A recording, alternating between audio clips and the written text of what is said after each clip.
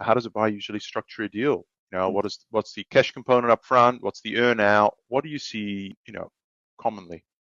The structures can vary. There's the price of the company, and then there's the deal, the earnout.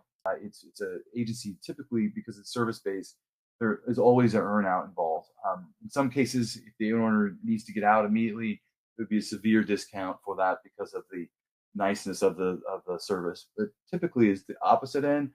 Typically, we're seeing that usually it's 1 to 2 to 3 year earnout, depends on the circumstances, is most common. So you would get a little bit of cash up front. You would get then, or potentially it's 50% or potentially more, and then the rest comes based on performance and hitting some metrics to make sure that there's a smooth transition both in clients and revenue, employees, and things along those lines. So the owner has to stay on board, make sure that that's a smooth transition, which makes perfect sense.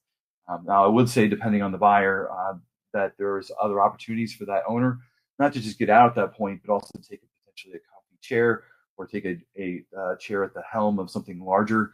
Again, in the case of a roll up, potentially with further resources, and not necessarily being in charge of the company or the spaceship, be in charge of the analytics room or be in charge of sales or things along those lines. You can be part of something larger, and that's definitely a phase I think we're going to see as part of these mergers that are going to go on in the next couple of years. Is that opportunity